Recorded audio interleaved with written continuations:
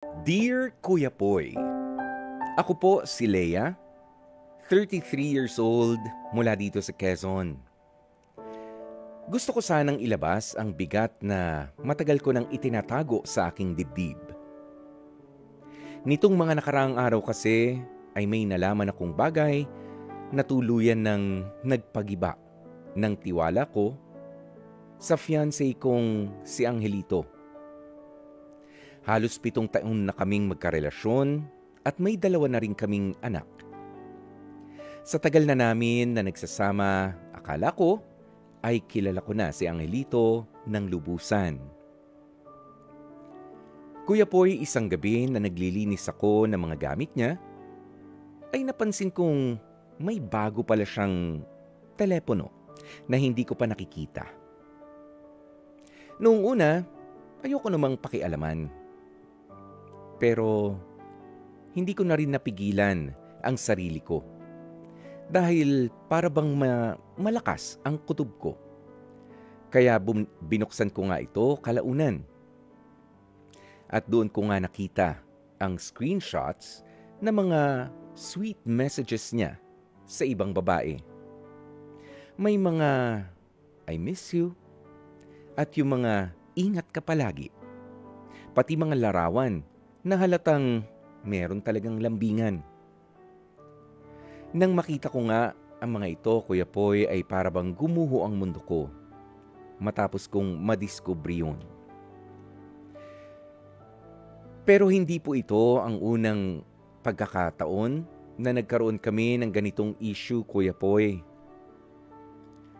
Dati ay nahuli ko na rin si Angelito na nakikipag-chat sa ibang babae.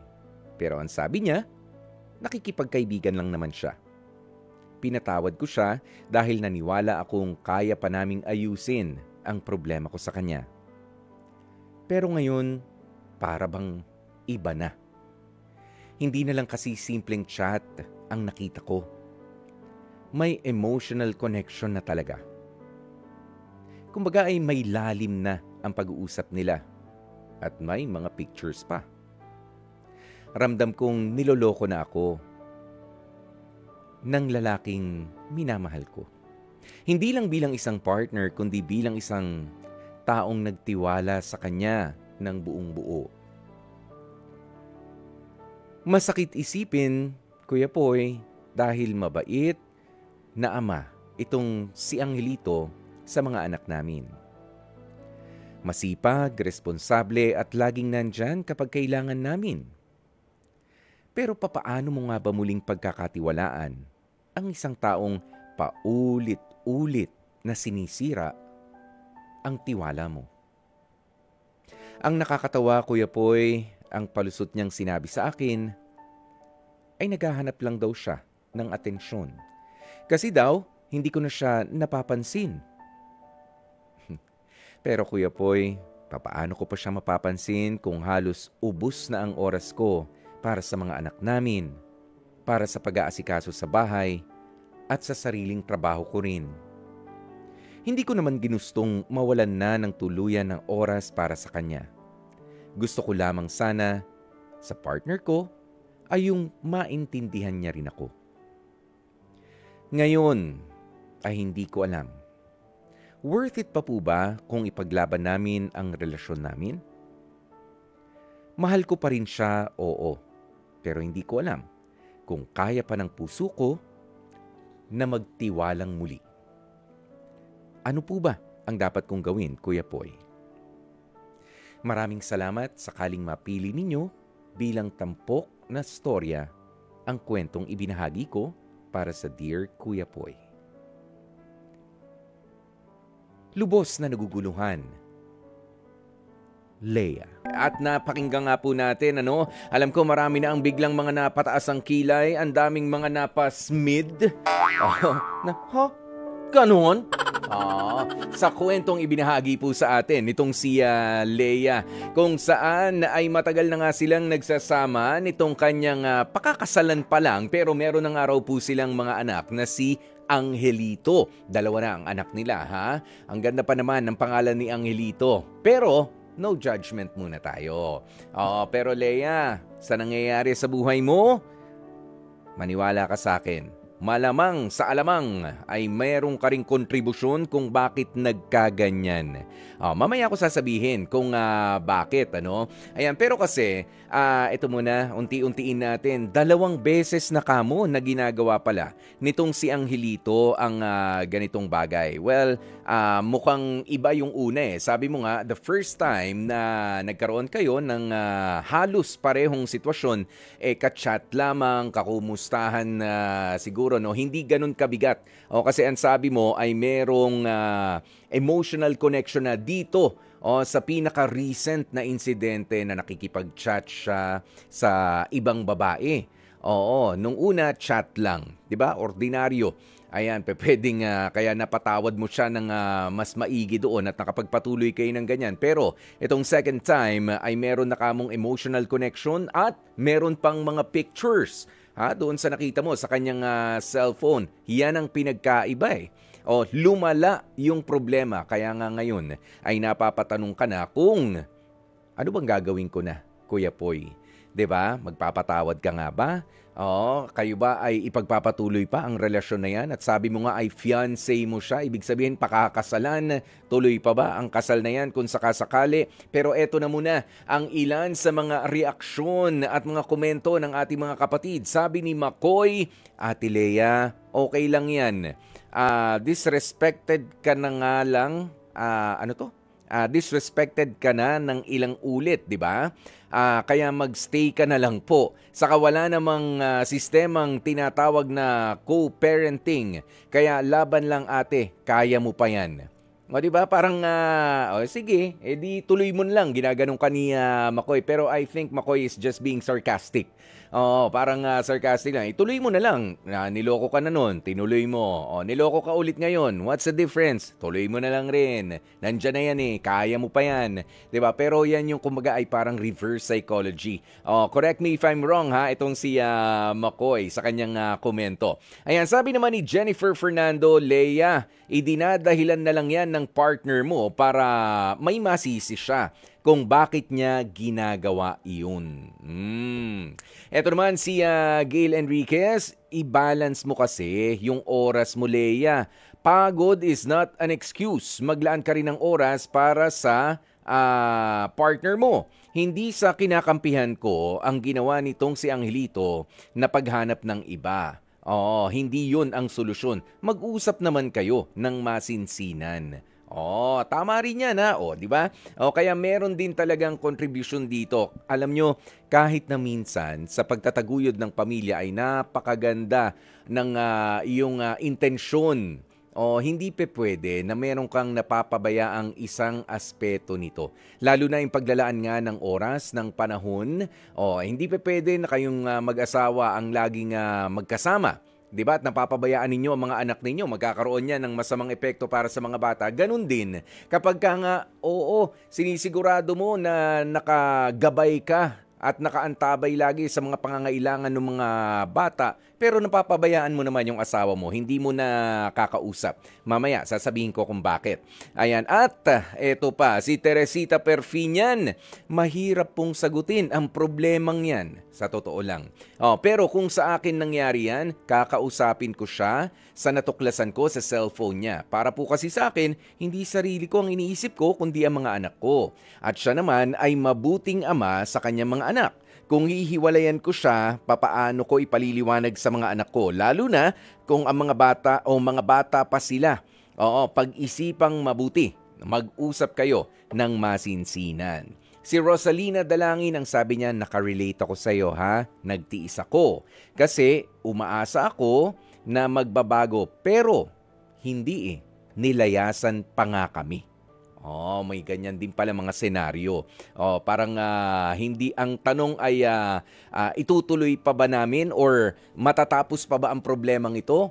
Hindi yun ang tanong. Kumbaga, kailan ba kami iiwanan nitong taong ito? Yun. Baka rin may ganung tanong, angulo dyan. Si Trina Loresca, sabi niya, eto ha, Leia, para lang po ito sa aking opinyon at experience din sa buhay. Mabuti na lamang at hindi pa kayo kasal. Ang mahalaga, yung mga karapatan ng anak mo, if ever na maghiwalay na nga kayo, ay meron naman. Don't settle sa isang guy na hindi makontento sa isa o walang respeto sa ina ng mga anak niya. Magandang punto rin yan. Kaya ito na nga ang masasabi ko dyan, Leia. Ayan, napakinggan mo naman ang mga komento at opinyon ng ating mga kapatid. Mamaya, meron pang iba dyan na mga darating. Ang excuse kasi nitong si Angelito kung bakit niya nagawa itong sa pangalawang pagkakataon ang pakikipag-chat, meron pa mga I miss you, meron pa mga ingat ka palagi, meron pa mga pictures, 'di ba? Lumala ang kanyang pakikipag-chat, hindi na lang chat 'yan. Talagang meron na nga raw emotional connection sa pantaha nitong si Leia. Palipas oras. 'Yun ang excuse niya. 'Yun ang alibay. Pampalipas oras. Ang pakikipag-chat sa ibang babae habang meron kang karelasyon naman, at ina pa nga ng mga anak mo at that. Hindi kayo kasal, yes, pero isang pamilya na rin kayo. Pero palipas oras ang alibay mo. Really, alam mo sa mga katulad nitong si Angelito, maraming mga bagay na pwedeng gawing pampalipas oras.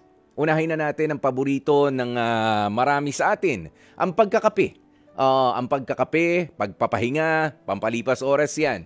Ang pagkahilig mo, paglalaro minsan ng sports ay pampalipas oras. Pwede, kahit may trabaho ka, kahit may pamilya ka, hindi masamang gawin yan. Napalakasin ang katawan mo, pagpahingahin ang katawan mo, pakikipagkwentuhan na simple sa isang kaibigan, o sa isang kapitbahay, o sa mga kamag-anakan mo, bisitahin mo. Pampalipas oras yan. O kaya naman, magluto ka sa bahay ninyo. 'Di ba? Hindi man yung luto para sa lahat, yung meron ka lang aaralin. 'Di ba? May aaralin kang bagong putahe, yan, yung mga ganyan. Pampalipas oras. 'Di ba? Magkumpuni ka ng mga sirang gamit bilang ama ng tahanan. Ginagawa ko rin yan. Kaya minsan nagtataka sa akin yung asawa ko. Sinasabi, tapo mo na yan. Tapo mo. Sabi ko, hindi, pwede pa yan. Yung wire na, sandali. Wag mo nang itatapon yung wire na pakalat-kalat. Kukunin ko muna yung saksakan yan. Yung plug, pwede pa yan. Diba? Yan yung mga hindi nyo maintindihan minsan diba? Para pagdating ng oras na, ay sandali, meron akong kakabitan nitong plug. May nasirang plug Diba? Magkumpuni ka ng gamit. Pampalipas oras yun. O kaya naman yung simpleng pagpapahinga mo lang. Diba? Marami na maituturing natin na pampalipas oras. Bukod sa pakikipaglandian sa iba. 'Di ba? Kaya ba't mo gagamiting alibay yan? In the first place, ang sabi mo, Leia, ay napaka-busy mo. Napaka-busy mo. Yung tatlo na lang. I-trim down natin sa tatlo na aspeto ng buhay mo. Busy ka sa pamilya mo. Busy ka sa pag-aasikaso sa bahay ninyo. At busy ka sa trabaho mo rin mismo. Dito ka medyo nagkulang, Leia, kung bakit ko nasabi kanina. Hindi mo na i-share, hindi mo na ibabahagi ang responsibilidad diyan sa partner mong si Angelito. Masyado mo siyang napamihasa. Na sige, ako nang bahala dito lahat. Alam nyo, yan yung binabanggit ko kanina na hindi naman porket napakaganda ng intensyon mo na ayokong pabayaan ang mga bata, ayokong pabayaan ang bahay namin, ayoko rin pabayaan ang trabaho ko dahil ito ang kabuhayan ko. 'Di ba? Hindi mo na nabibigyan ng atensyon yung partner mo. 'Di ba? Not really on you, Leia, na hindi nakakapagbigay ng atensyon doon sa partner mo. It's just that baka inako mo na lahat ng responsibilidad, wala nang natira para sa kanya, kaya nagkaroon siya ng mas maraming oras. 'Di ba? I-share mo. Yung mga responsibilidad, obligahin mo sa mga bagay na kaya naman ng partner mo. Sa pag-aasikaso sa mga bata, halimbawa, 'di ba? I-share mo sa kanya 'yun, yung responsibilidad. Hindi ko na kaya 'to, magre-review yung bata, mag-review. Ginagawa namin 'yan. Sa bahay personally.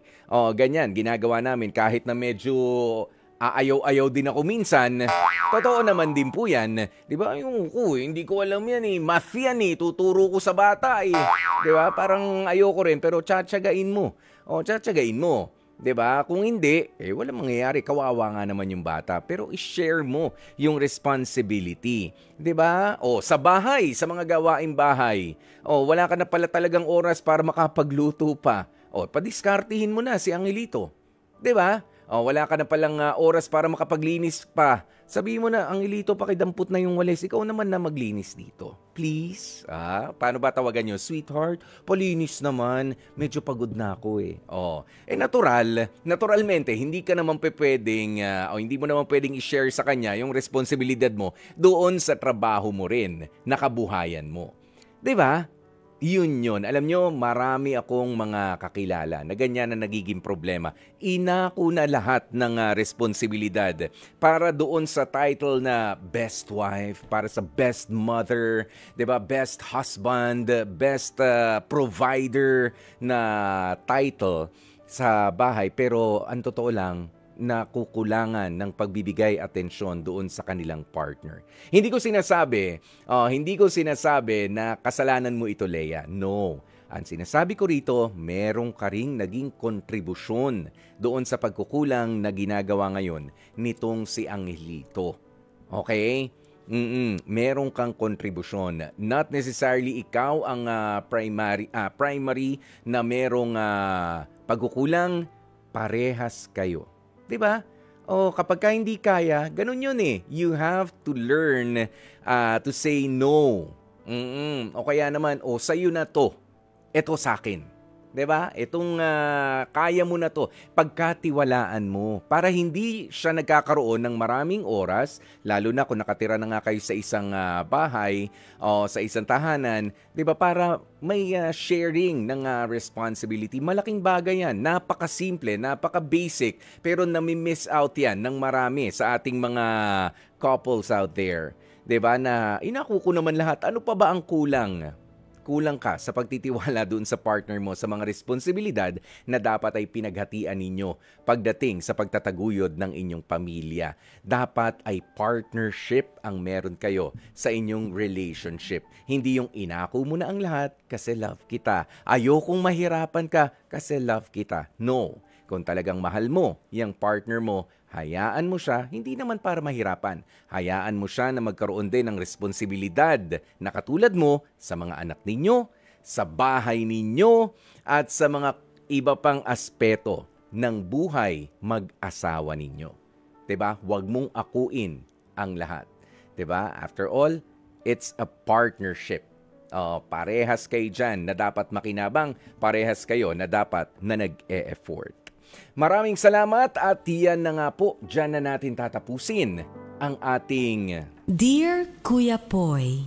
Mga kapatid, dito tayo sa totoo. Dito na tayo sa True FM. Mag-subscribe at mag-follow na sa social media accounts at True Network PH sa FB, Instagram, X na dating Twitter, YouTube, TikTok, and podcasts.